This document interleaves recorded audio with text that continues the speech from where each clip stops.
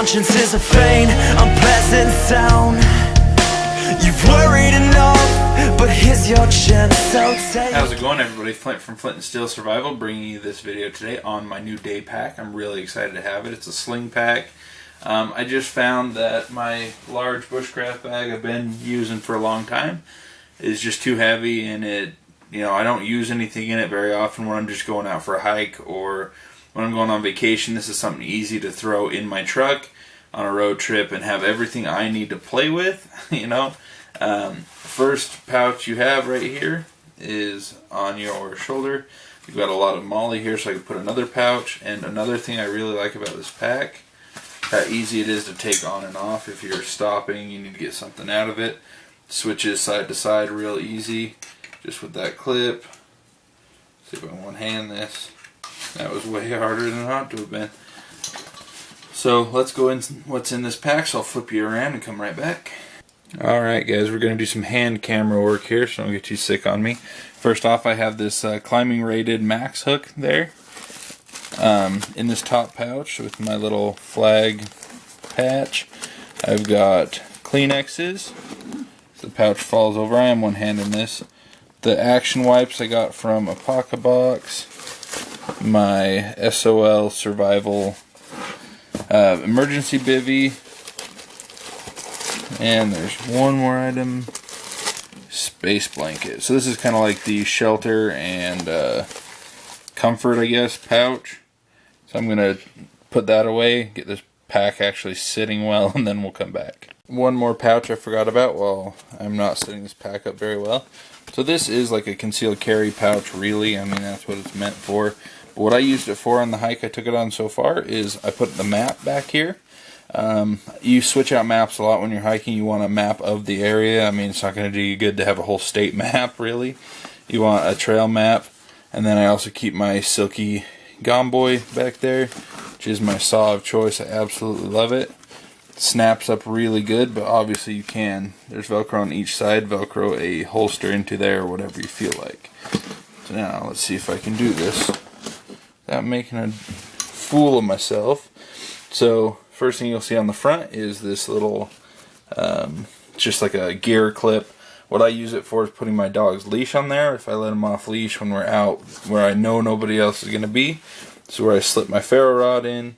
This is my big one I made the antler handle for. Absolutely love it. Here's my little guitar pick skull pouch, or patch. Man, struggling today still. So this is kind of the fun pouch on the side. Holds a lot of stuff. So you see my water filter, my bug spray, survival edible cards, not cards.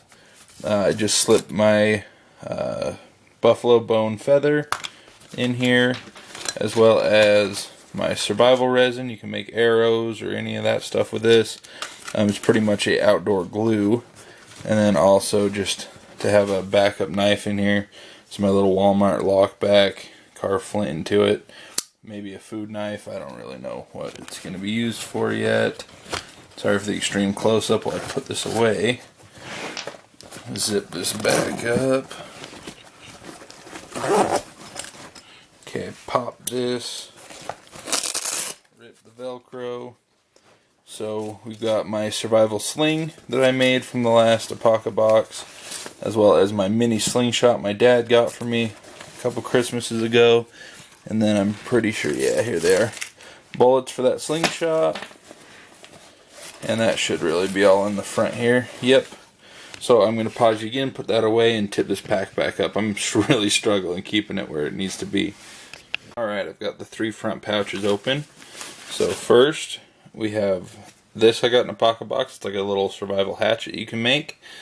I think that's better than carrying a full-size hatchet that I never use. Here is my Damascus arrowhead. If I can pull it out one hand without cutting the hell out of myself. It's super sharp. I made that sheath for it. But very cool. Grindworks arrowhead here. Putting this away. Because really, you can cut yourself very easily on that. That's really all that's in the front. Those are just tools you can't really make without napping stone out in the woods if I needed something real quick. Next up, this is really my small items pouch. You'll see I've got a flashlight, a red marker, Nothing really in those. I've got my spork, spoon, fork, knife combo. Don't remember exactly what it's called, but very handy little piece of gear. Getting things back in here one-handed. You think you're gonna do a good video, and then you realize here is my Leatherman signal that I keep in all of my outdoor bags. This is a sharpening set, so what you'll find in here, 2 different stones, one really long, really fine stone, a coarse stone, then a ceramic, carbide, diamond combo sharpener. I have my 120 feet of paracord and 100 feet of the microcord right there. I've got my compass. This is a nature hike. It's got the lid on it, so it's really good. It's got all those different measurement units. I've got my Bearded Butcher Blend Seasoning Original. That's really good if you're cooking something over the fire that you found, wild edibles. Then we're going to come up to this top, which is my fire pouch. What you'll see is cotton balls. My favorite thing to get a fire started with. This is resin wood that I found. Really good for sealing up things. Here's my white lighter so I can see the amount of fluid in it. This is my flint and steel kit for travel. You can kind of hear them clacking around with my char tin in there. This is aluminum foil for a base of a fire if you need to make sure your fire doesn't catch anything else on fire, or you can boil water in it. This is my Fresnel lens. I have these Baddest Bee fire fuses for getting fires lit quickly. Those burn for a very long time. I really like them. Carmex is a great fire starter and first aid for me as well, because I can't use triple antibiotic ointment.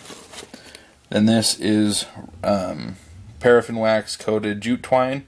Burns forever. I got a lot of that. And then my emergency whistle still packed up. And I'm going to pack all this back up and go to the main pack. Alright, now we're going to finish off strong. So what normally goes in here, this should be empty right now, is I put a pair of gloves in. Right now is my dog's second leash. But this is where I keep my gloves, really easy to access. Right now they're in the door of my truck, so I did actually take them out and use them the whole time I was out, and I didn't put them back where they would go. Then I have the rig that I carried on my last walk. This will go on my belt, which frees up a lot of room inside the pouch, or this main pocket. This was on my belt, but I threw it back in there just for travel reasons. Next up, you'll have this big tin for obvious reasons, boiling water, char cloth. Here's some more fire kit. This is where I keep more jute twine, lamp, wick, and then one of these gear nut combos. This has the lighter and the ferro rod. Absolutely fantastic. If you need to make char cloth or boil water, that's what I would use in this kit. But like I said, this is not a survival pack. Then I have a backup knife, which is this Mora Companion with the nice little finger guard. Absolutely great knife. If I want to loan somebody a knife or something, I always reach for a Mora if I take friends out. This is my coal rake and fire bellows, I guess. You know, I blow through it to get the fire going, so I don't have to put my face right in it. And this is my first aid kit. It's just standard. There's not much in there really needs to show you.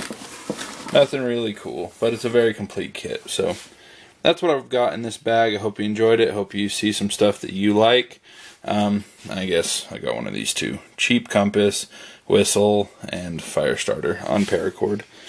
So that's all I have in here. Thanks guys for watching. If you see anything you think I am retarded for not putting in here, you know, stupid for not putting in, let me know. Other than that, have a good day. Bye.